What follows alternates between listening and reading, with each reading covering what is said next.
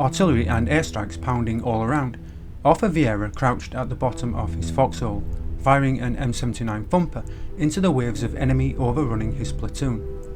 Suddenly, platoon leader Lieutenant Kroger was in the open, yelling at Viera to help defend the platoon's left sector. But by the time he reached him, Kroger was already dead, and Viera himself would soon be wounded. At the battalion command post, Lieutenant Colonel Hal Moore was increasingly concerned. Would the survivors of Charlie Company hold out, or would the NVA overrun the cavalrymen, the landing zone, and decimate his whole battalion? In early November 1965, the soldiers of the NVA 33rd Regiment that had survived the retreat from Plei Me staggered into the Yardrang Valley.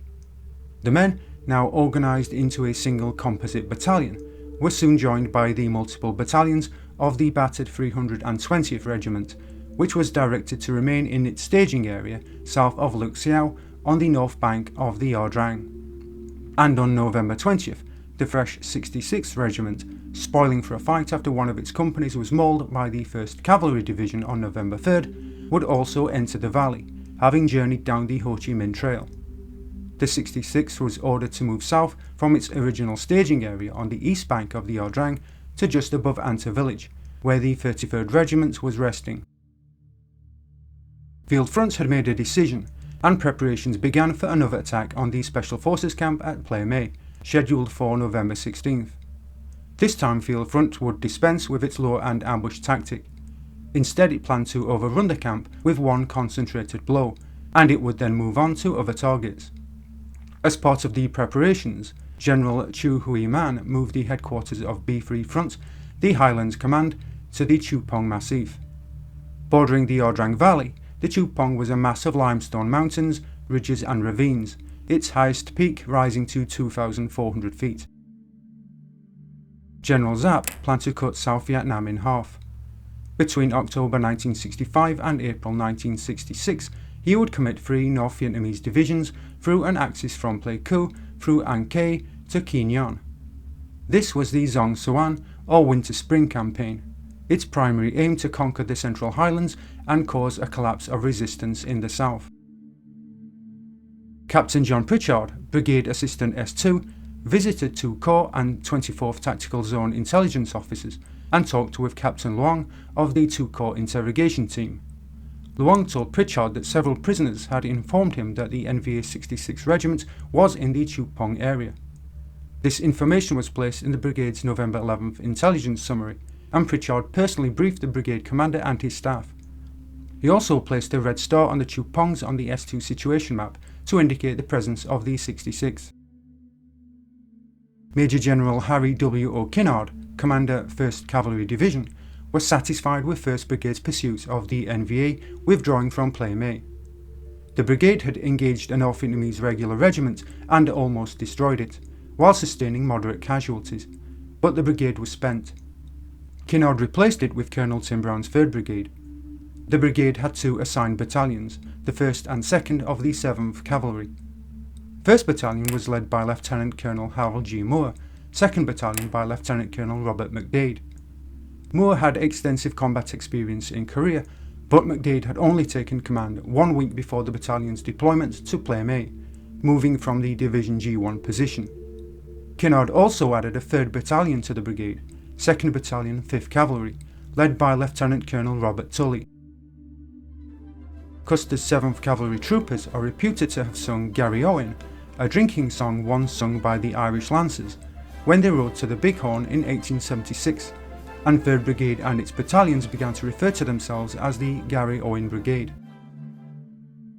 3rd Brigade would continue to use the 1st Brigade command post, referred to as Stadium, located near the Katika Tea Plantation. Charlie Battery 220 artillery with 12 B-model gunships and a battery of 175mm self-propelled howitzers of 6th Battalion 14th Artillery were also located at Stadium. The last of the 1st Brigade's units departed the area of operations on November 12th, as 3rd Brigade's 3 manoeuvre battalions arrived to replace them. Major General Stanley Swede Larson, 2 Corps Commander, his staff, and probably operations and intelligence people at MACV were convinced the NVA had slipped away to the hill country 15 kilometres to the east and south of Plei Me, and Kinnaird, acting on orders from Task Force Alpha, instructed Brown to begin his search there. At the Division Forward Command Post, asked by Lawson how the search was going, Assistant Division Commander Brigadier General Richard T. Knowles replied that the brigade was drilling a dry hole east of Plei Me.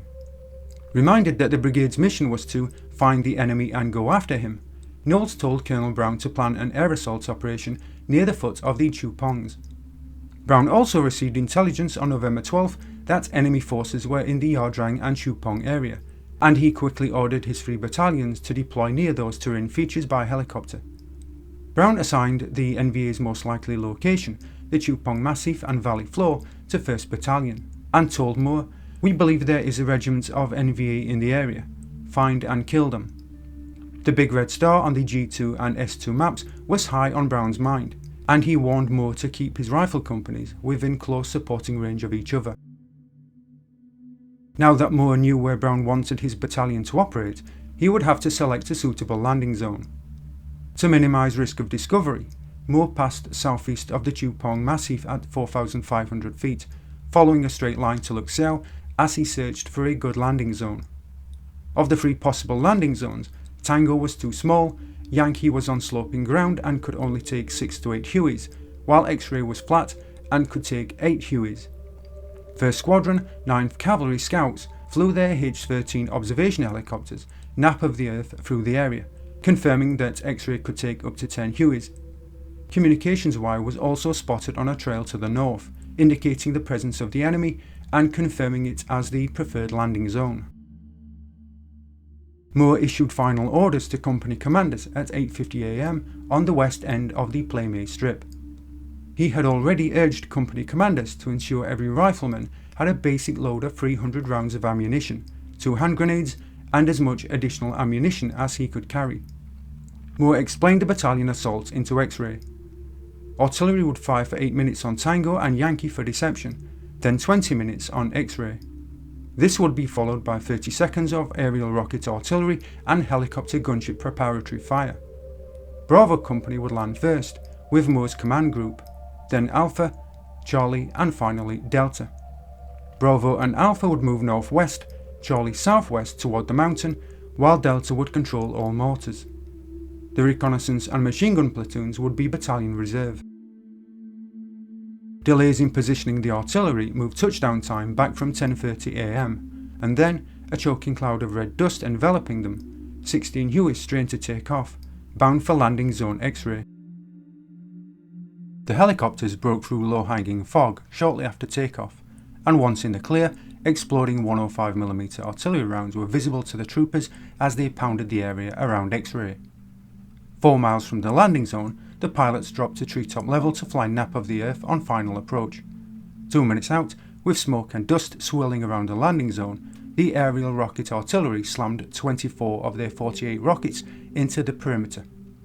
Then, as the ARA banked away to take up a nearby orbit, the escorting gunships raced ahead to take over the firing on final approach. The helicopters then dropped into the clearing, door gunners firing into the tree line. Skids touching the ground at 10:48 am, Moore and the troopers leapt out and raced toward the western edge of the clearing.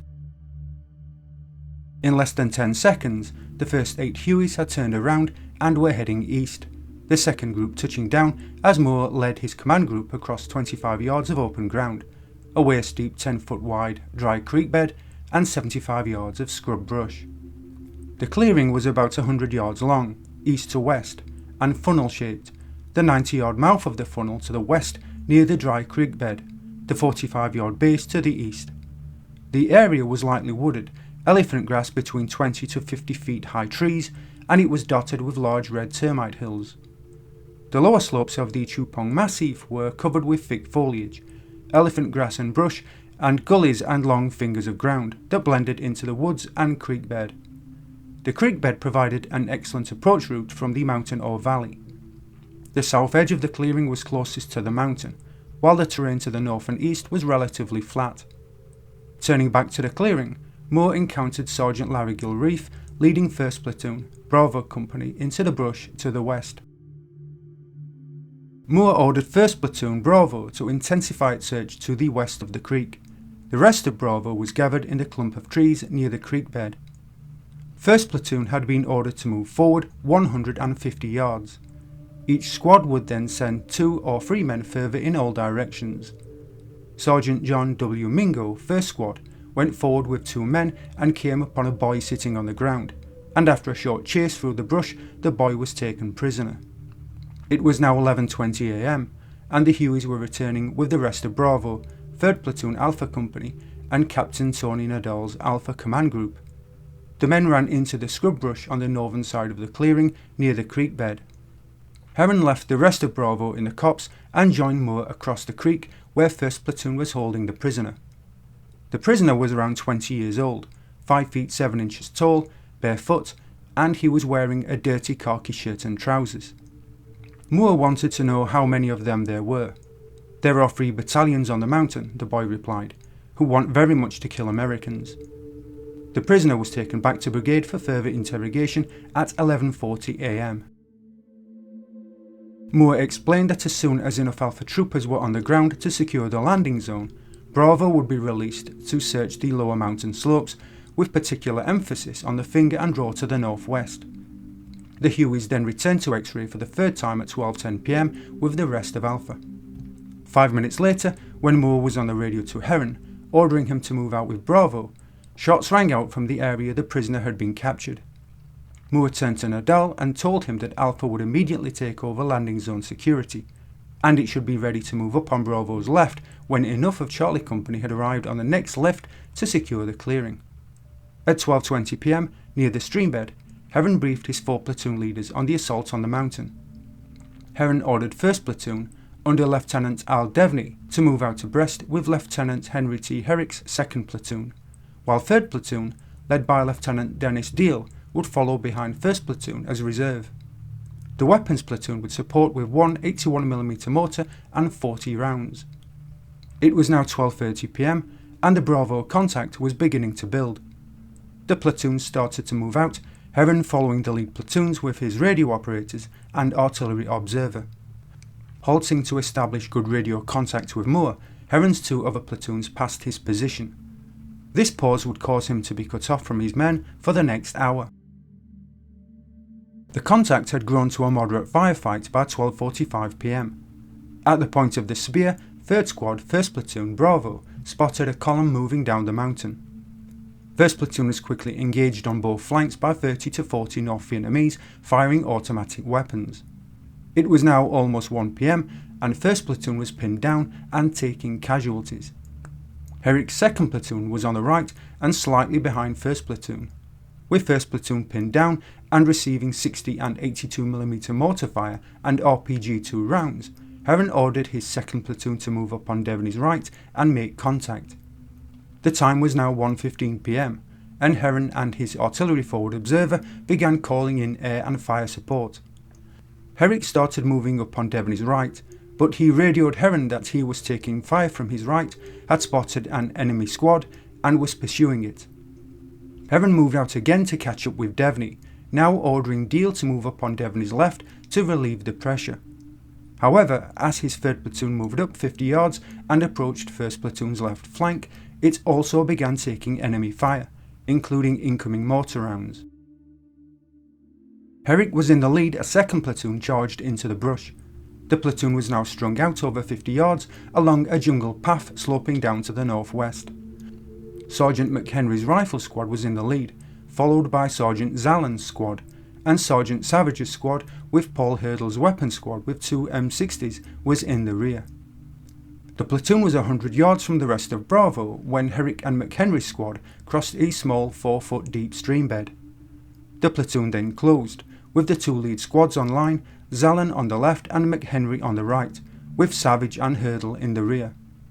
A small ridgeline sloped down from a small rise to the west, parallel to the streambed and across the line of march.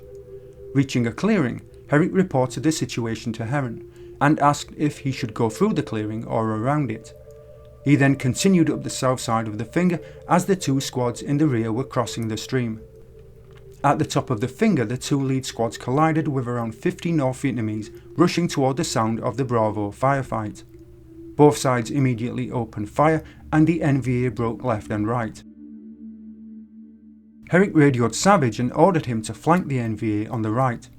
With Hurdle's machine guns behind them, Savage's squad charged out of the trees firing their M16s, Specialist 4 Robert M. Hill pumping M79 grenades into the enemy.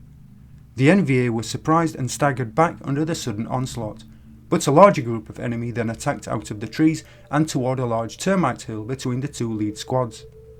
2nd Platoon now had enemy to the left and right, and Herrick was afraid he was about to be cut off. Herrick instructed him to re-establish contact with 1st Platoon while asking Devney if he could reach Herrick. A few minutes later, Herrick again radioed Heron. A large enemy force was between him and Devney, and he was under intense fire and taking casualties. Heron ordered him to seize ground and hold it until Bravo could reach him. He also told Herrick to use mortar and artillery support. Realising McHenry and Savage needed help, Hurdle charged forward from the heavy vegetation near the stream, his crews following behind him.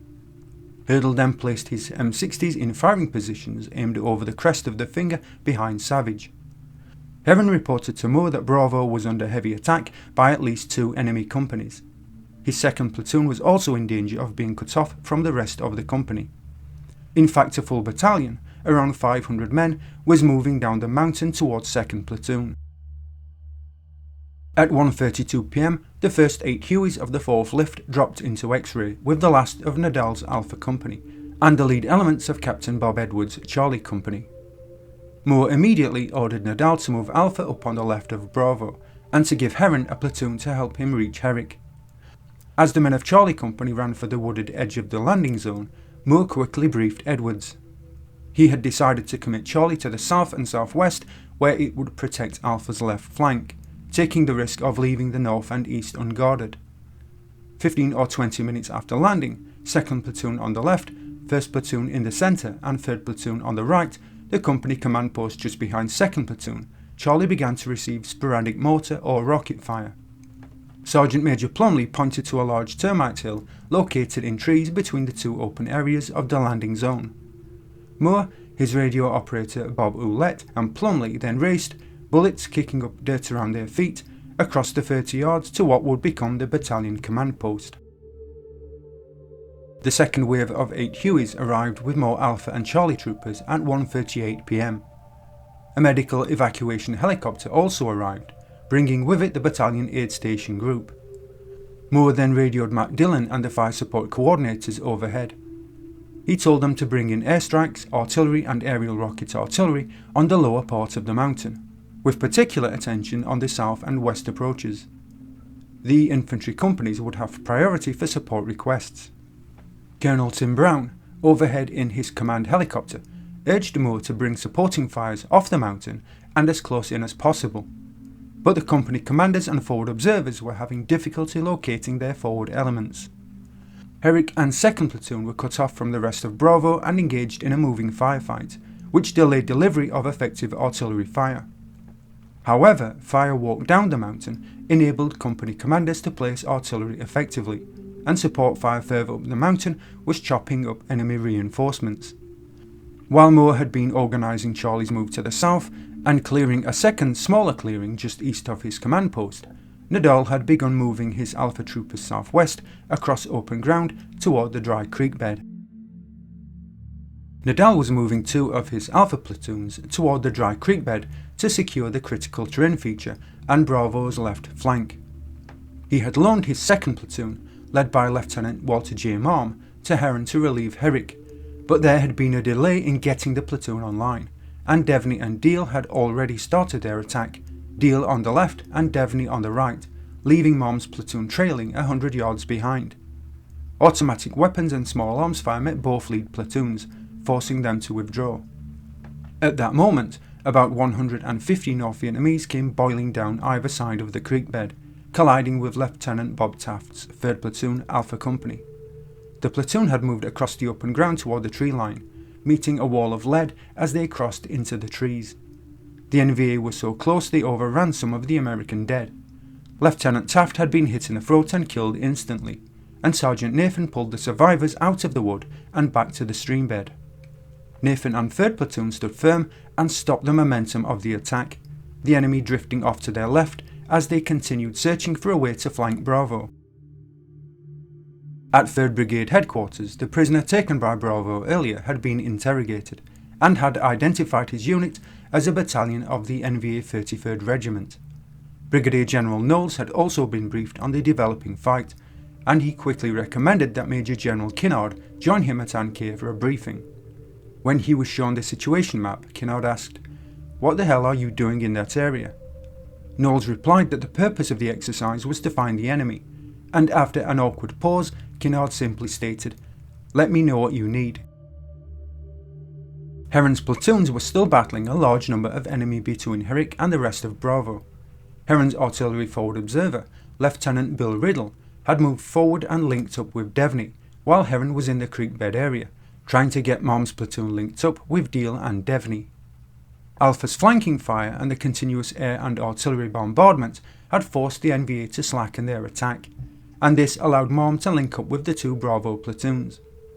The 3 platoons, Deal on the left, Devney in the centre, and Mom on the right, then launched an attack toward Herrick's cut-off platoon. The men moved 150 yards on line before the incoming volume of fire and casualties received forced them to stop. Deal and the other 2 platoon leaders then began to plan another attempt to reach Herrick, but they would again be driven back. Herrick's 2nd platoon was holding the small knoll near the bottom of the finger, under heavy fire from enemy close to the north and east. The 3 rifle squads separated by 30 yards from Sergeant Paul Hurdle's 2 M60 machine guns. The North Vietnamese began a reinforced attack from 3 directions: up the finger from the north, down the finger from the southwest, and from a ditch toward the rear of the M60s. Herrick shouted to the M60s to move up the hill.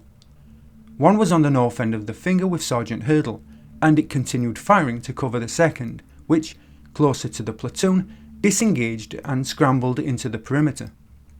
Hurdle's M60 was then overwhelmed by a large group of NVA, and Sergeant Hurdle, PFC Bernard Birnbaum, and PFC Donald Roddy were killed. With 150 NVA now attacking the finger from the north, east and south, Herrick ran from trooper to trooper, organising a defence. A volley of enemy fire then caught Herrick, his radio operator and the artillery reconnaissance sergeant, wounding all 3. Seriously wounded, Herrick radioed Herron that he was turning over command of 2nd Platoon to Sergeant Carl Palmer. It was now 2:30 p.m. and Herrick had succumbed to a hip wound, while Palmer had also received a grazing wound to the head. Command then passed to Sergeant Robert Stokes, and as each in turn died fighting, to Sergeant Ernie Savage. The desperate defence the survivors put up, and the artillery barrages called in by Savage, finally broke the attack. The last of Charlie and the lead elements of Delta landed at 2:30 p.m. Captain Ray Lefebvre and several Delta troopers ran toward the perimeter and Alpha's left flank. However, several of the Hueys in the first wave were hit by ground fire, and Moore ordered the rest to wait until the landing zone was more secure. 10 miles away near the Cambodian border was Brigadier General Chu Hui Man, while his subordinate, Lieutenant Colonel Nguyen Huan, was deep in a command post 1.5 miles away from X-Ray. The NVA appeared to be attacking the Americans with purpose, but An was frustrated. He had ordered the commander of 66th Regiment, Lieutenant Colonel La Nok Cho, to encircle the Americans with his 7th Battalion. But while the reconnaissance elements of 9th Battalion and 33rd Regiment had established the position of Moore's battalion, 7th Battalion did not know where the Americans were. Thinking he had found an open door into X-Ray to the south, Major Lei Tin Hua swung his 7th Battalion in a broad encircling movement around Alpha toward the south side of the clearing. However, the arriving Charlie Company was quickly closing that door. Charlie Commander, Captain Bob Edwards, hurried his troopers into position to the south and southeast of the landing zone, creating a blocking position that was thinly stretched out over 120 yards. The lead elements of Hua's battalion charged into the perimeter 5 minutes later, adding to the heavy firing in front of Alpha and Bravo. The fighting now also exploded in front of Charlie, as the NVA headed northwest toward the centre of the landing zone, and Edwards immediately reported his company was in heavy contact. 9th Battalion, 66th Regiment, was also attacking Alpha, feeling for the 40-yard gap between Alpha's left flank and Charlie's right. desperate to seize the dry creek bed. The gap was covered by the company's machine gunners Beck and Adams, and Ladner and Rivera, with Lefebvre and a handful of his Delta riflemen. Lefebvre was in a fold in the ground just short of the tree line when Herron emerged from the trees to his right, warning him that a large enemy group was approaching. He then saw 16 or 17 enemy coming down the creek bed at the edge of the landing zone, which were engaged with rifle and machine gun fire and grenades. However, Lefebvre and his replacement radio operator were wounded. Sergeant Gonzalez would lead Delta for the next hour and a half. Lefebvre's men had run into about 30 NVA attempting to flank Alpha and had killed most of them, with Alpha killing the rest. Charlie Company had stopped the most serious threat of the afternoon, in a sector that minutes before had been completely undefended. Major Hua now had to regroup his 7th Battalion under withering ground fire and a heavy pounding from air and artillery. The helicopters of Charlie Battery, 20th Artillery, commanded by the legendary Major Roger J. Black Bart Bartholomew, were chewing up the slopes of the Chupong. The battery fired all day in support of X-Ray, a lieutenant colonel among the volunteers opening boxes of rockets to keep them armed, the helicopters refueling every third trip without shutting their engines down. 5 miles away at landing zone Falcon, batteries A and C, 1st Battalion 21st Artillery, were firing their 105 and 155mm howitzers in support of X-Ray. The two batteries fired more than 4,000 high explosive rounds on the first day, shell casings stacked 10 feet high around the guns.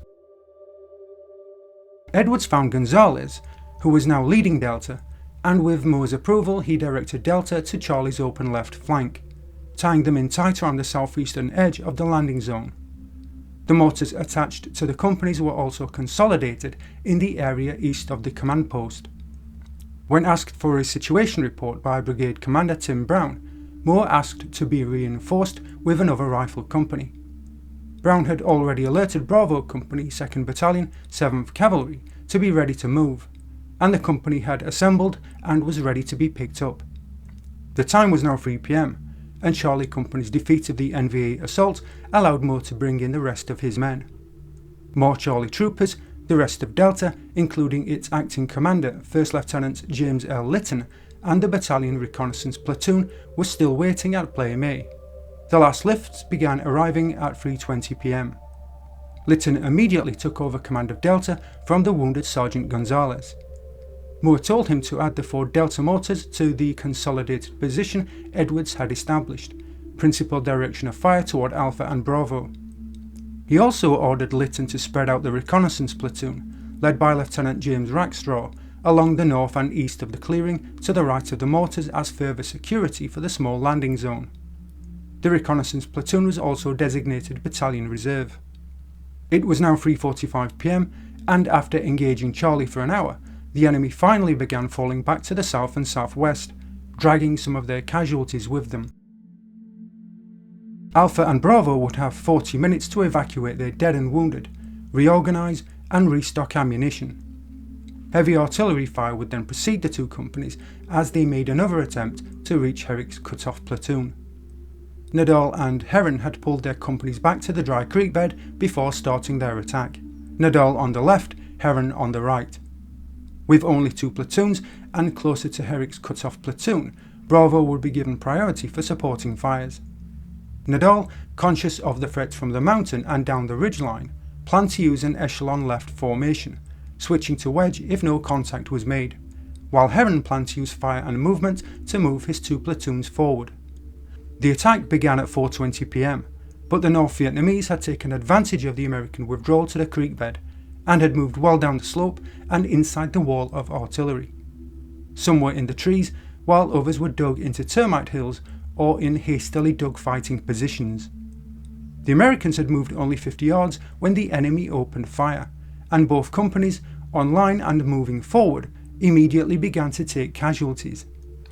Lieutenant Deal, on Bravo's right flank, watched as 25 yards away Lieutenant Marm rose to his feet, charged forward, tossed a grenade behind an anthill, and emptied his M16 into the position. Marm then fell to his knees, wounded in the neck and jaw. Staff Sergeant Les Staley and a private got him back to his feet and helped him to the battalion aid station. For his actions, in December 1966, Lieutenant Joe Moore would be awarded the Medal of Honor. Bravo had gained 75 yards and Alpha a little more, but all three Alpha platoon leaders and many of the NCOs were now either dead or wounded. 1st Platoon was also ahead of the other two platoons, and it was heavily engaged with 100 enemy. It was now 5 PM and Bravo Company 2nd Battalion was approaching X-ray. The men were warned the landing zone was hot, and the men were to exit the helicopters quickly and head to the right. Once on the ground, Herrick was told to assemble his men in a clump of trees 30 yards northwest of the command post, where they would act as battalion reserve. At 5:10 PM, Nadal ordered his reserve, 3rd Platoon, to flank the enemy in front of Alpha, but running into the same heavy enemy fire, the platoon made no progress. The fight continued for another 30 minutes, but making no headway, Nadal asked Moore for permission to pull back, with Herrick concurring, and at 5:40 PM, Moore issued the order for the two companies to withdraw to the creek bed under the cover of heavy artillery fire. Alpha recovered its dead and wounded and withdrew back to the creek bed under the cover of the bright light and immense noise of bursting white phosphorus shells. More WP was then dropped to help Bravo as they withdrew. Sergeant Ernie Savage and 2nd Platoon were still clinging to their small patch of ground. Whenever Savage heard voices or saw movement around the position, he called in artillery on the probing enemy. Herrick then informed Savage over the radio that he couldn't reach his platoon before dark and was withdrawing. Moore ordered Herrick to position 2 of his platoons between Herrick's Bravo and Lytton's Delta on the northeast side of the perimeter, and to turn his mortars over to Delta. Herrick was also ordered to send his 2nd Platoon, led by Lieutenant Lane, to reinforce Charlie Company. Charlie was spread thin over 120 yards to the south and southeast, and Lane's platoon would fill the gap between Charlie's 3rd Platoon and Alpha Company. Herrick ordered his Bravo Company to dig in front of the creek bed, where they could better tie in with Alpha on their left and Herrick's Bravo on their right. Alpha had lost 3 officers and 31 enlisted men killed and wounded, and now had a strength of 2 officers and 84 enlisted. Bravo had lost 1 officer and 46 men killed, leaving Herrick with an effective strength of 4 officers and 68 men. Alpha and Bravo held smaller sectors than Charlie Company, which had a reported strength of 5 officers and 102 men. Charlie was responsible for the sector northeast of the small landing zone, where it would help protect the clearing, the 8 mortars, the aid station, command post and supply dump near the Termite Hill. The battalion reconnaissance platoon was held in a reserve assembly area close to the command post, and the machine gun platoon was tied into Charlie's left flank in the southeast sector. At 6:50 PM, Moore radioed Matt Dillon to fly into X-ray as quickly as possible, with 2 radio operators and as much ammunition and water as could be carried in 2 Hueys. At 7:15 PM, after checking the perimeter, Moore and Sergeant Major Plumley returned to their Termite Hill command post. Firing around the perimeter was now sporadic, and at 9 PM, Bruce Crandall reported that his 2 Hueys, escorted by a pair of gunships, were approaching the landing zone. Dillon looked out toward the Chupong as the helicopters made their final approach. A blinking light was visible just below the top of the mountain above X-ray, a second light blinking on the northern slope of a 1,312-foot peak 1 mile to the south. But Dillon's attention was seized by an elliptical stream of tiny twinkling lights, half a mile long and 300 yards wide, northwest to southeast, moving down the mountain, and preparing to attack the Americans in the morning. Artillery was called in on the lights, and shortly after midnight a large secondary explosion was observed on the mountain. Crandall was talked down through a thick curtain of dust and smoke, powering down in the darkness of the landing zone, and within seconds the ammunition boxes and 5-gallon plastic water jugs were heaved out into the tall grass. Then the Hueys were lifting off into the night, and Plumley's voice found Dillon's party in the darkness as he led them to the command post. "Follow me and watch where you step. There's lots of dead people on the ground." Enemy probes around the perimeter, apart from the area to the east and southeast defended by Delta, were answered with M16s, M79 grenades and artillery fire. To conceal their positions, the M60s were ordered not to fire. Delta 1st Sergeant Warren E. Adams had placed Delta 6 machine guns next to Lieutenant Jack Geegan's 2nd Platoon, Charlie Company. The machine guns had flat fields of fire to the south across 2nd's left flank positions. The battalion's 8 81mm mortars were positioned to the left of the machine guns, and resupplied with hundreds of rounds they could support any section of the perimeter. The mortar crews also had to help Delta defend that part of the perimeter. The reconnaissance platoon was to their left, securing 2 crippled Hueys on the edge of the perimeter, and Alpha Company was on Heron's left, defending along the dry creek bed to the west.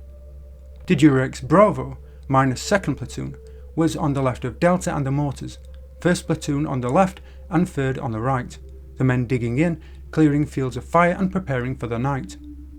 To the left of the Durex Company, Heron's Bravo Company defended the perimeter to the north and northwest, while to their left was Alpha.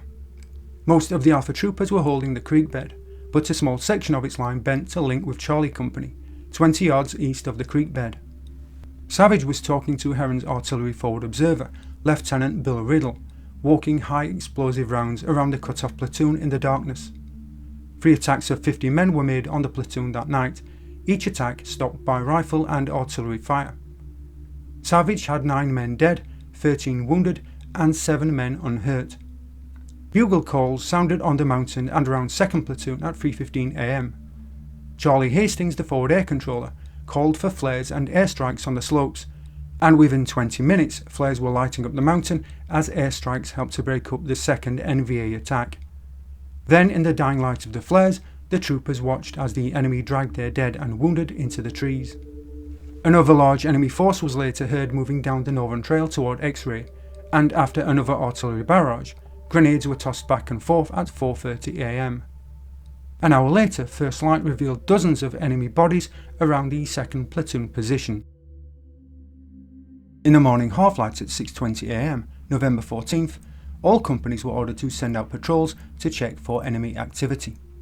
Moore also met the company commanders at Charlie's command post to discuss the best attack route to reach the isolated 2nd Platoon. He planned to use 3 companies, Alpha, Bravo and Charlie, deployed in a wedge formation, and the companies would jump off from the creek bed, artillery walking ahead of them. Patrols from 1st and 2nd Platoons, Charlie Company, had moved about 150 yards when they spotted enemy approaching the company positions. The patrols ran back, Specialist 4 Arthur L. Bronson screaming, "They're coming, get ready." 7th Battalion, 66th Regiment, and a Viet Cong unit, H-15 Main Force Battalion, carried out the attack. The attack had been planned to start at 2 am, but because of airstrikes and part of the battalion becoming lost, it was delayed until 6:30 am. Charlie Company was under attack by 2 or 3 companies, and Lieutenant Jack Geegan's 2nd Platoon and Lieutenant Neil A. Kroger's 1st Platoon were in a desperate fight for their lives. Over 100 enemy, grass in their helmet netting, struck the right flank of Charlie's 1st and 2nd Platoons. 2nd Platoon was in 2-man foot-deep holes, spaced at 10-yard intervals. The NVA hit their line once, then fell back and split into 2 groups. One attempted to flank 1st Platoon on the left, but was stopped by Specialist 4 James Comer's machine gun, while the 2nd hit the right. PFC Willie F. Goodbolt, mortally wounded while firing from his position, desperately asked for help.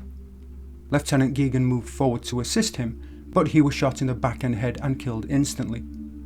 The enemy was now within 75 yards of Charlie's line, blowing whistles and firing furiously.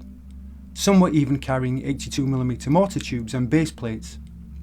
Key in keeping 1st Platoon from being overrun were 2 M60 machine guns, one manned by Specialist James C. Comer and Specialist 4 Clinton S. Poley, the other Specialist 4 George Fox and Specialist 4 Nathaniel Bird. Comer and Poley on the left, Fox and Bird on the right. Charlie's 3rd Platoon, led by Lieutenant William Franklin, now came under attack, a heavy firefight developing on its right flank that involved Lieutenant Lane's reinforcing platoon from Bravo, 2nd Battalion. Captain Edwards radioed Moore that he was hit. He was conscious but could not move his left arm, and he asked for his executive officer, Lieutenant John W. Arrington, to be sent up to replace him. Edwards was concerned about the penetration in 1st Platoon's position, which was in front of his command post. Captain Jerry Whiteside adjusted the artillery and ARA forward of Charlie Company, and sensing disaster, Lieutenant Charlie Hastings, the battalion forward air controller, immediately called Broken Arrow. Hastings had declared the battalion was in danger of being overrun, and now all available American aircraft in South Vietnam would provide support. Aircraft would be stacked at 1,000 feet intervals from 7 to 35,000 feet. A heavy assault began at 7:15 am in front of the Delta machine gun and mortar positions to the left of Charlie Company. 2 companies from H-15 Main Force Battalion, dressed in black, were making their first appearance in the battle. Moore was concerned the enemy was attempting to overrun the landing zone from the south and southeast, and he alerted the reserve platoon for commitment into the Charlie or Delta sectors. Nadal was also ordered to quickly move a platoon across the clearing to reinforce Charlie, and he pulled his 2nd platoon, now led by Platoon Sergeant George McCulley, from his right flank, ordering 3rd platoon under Sergeant Lorenzo Nathan to stretch its line to cover 2nd's departure. The enemy commander had moved his men all night inside the ring of protective artillery fire, and they were primed to smash through Charlie Company, roll over the battalion command post, and drive into the rear of Alpha and Bravo. Edwards, shot through the left shoulder and armpit, continued to control Charlie, slumped over a radio in his CP foxhole, bullets kicking up dirt around the parapet. He still had radio contact with 2 platoons that had not been penetrated, but calls to the 2 hardest hit platoons were not answered. Lieutenant Kroger's 2nd platoon had been hit hardest, and while artillery and airstrikes were inflicting heavy losses on follow-up forces, a large group of enemy had reached its lines, and the fighting was hand to hand. Arrington had reached the Charlie CP, but after speaking for a few moments to Edwards, he was also wounded. The enemy was now closing on 1st platoon and driving toward the company command post.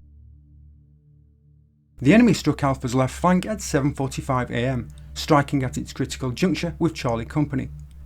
Grazing fire from rifles and heavy machine guns also swept the battalion CP, wounding several men and killing at least 1. Moore radioed Brown and asked him to prepare another company of reinforcements. Brown had already alerted Alpha Company 2nd Battalion, and the troopers were assembled with helicopters and ready to fly in on call. At the battalion aid post, Plumley pulled out his pistol, and chambering a round, he turned to Dr. Carrara and the battalion medics and warned them, "Gentlemen, prepare to defend yourselves."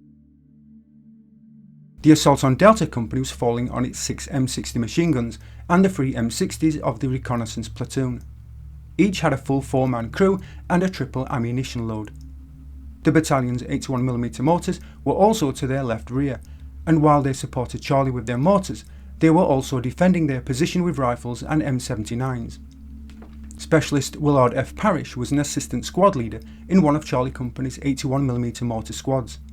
He was one of the mortarmen that had been given machine guns and rifles taken from casualties and put on the Delta perimeter. Parrish delivered devastating fire on wave after wave of enemy until he ran out of M60 ammunition, and then, a pistol in each hand, he fired into the North Vietnamese who were now 20 yards from his foxhole, stopping their assault. More than 100 dead enemy were later found around his foxhole, and Parrish would be awarded the Silver Star.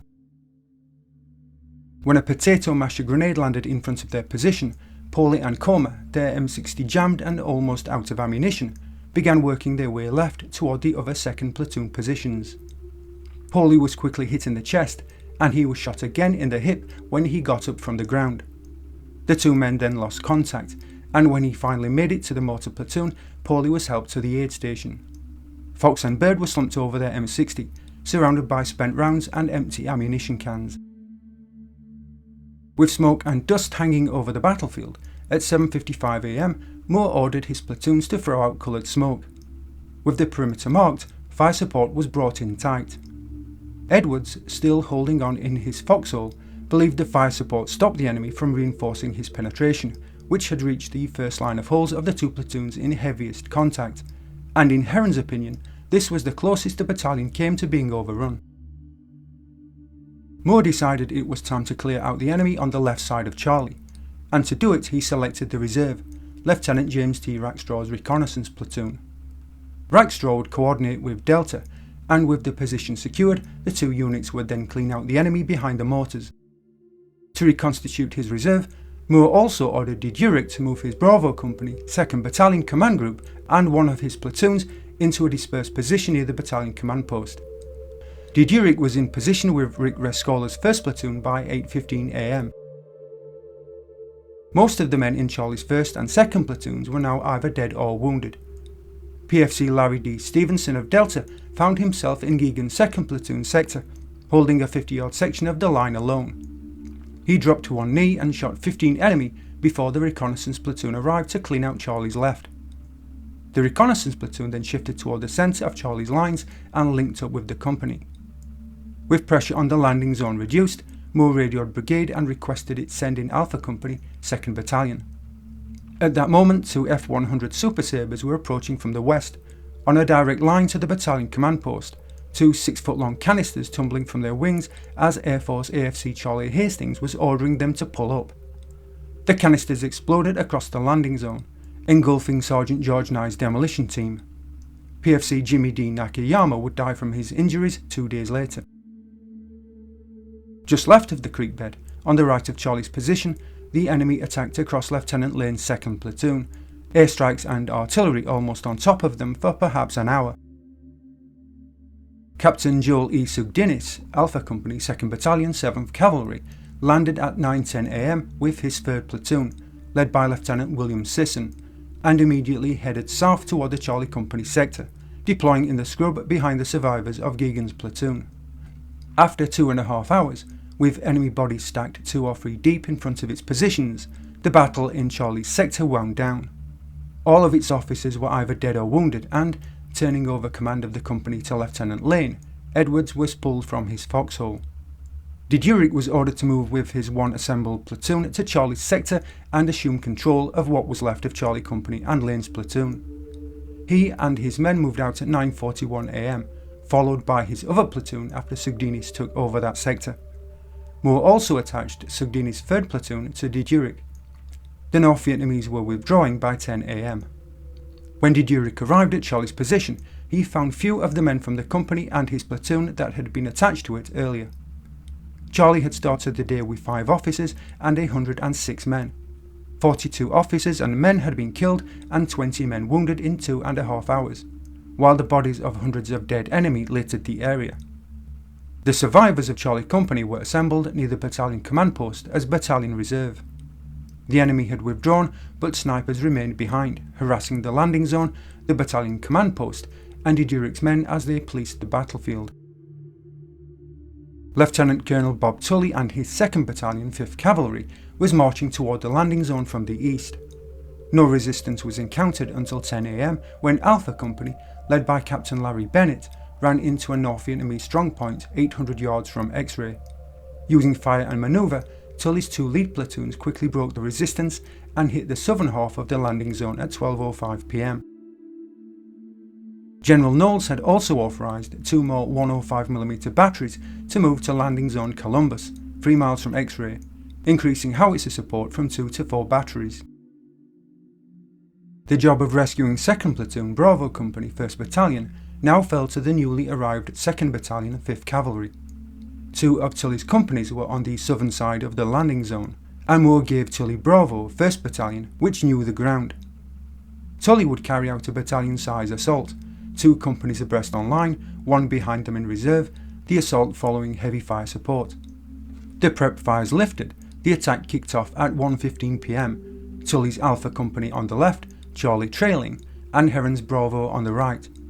The companies grenaded their way up to 2nd Platoon, but did not meet any opposition.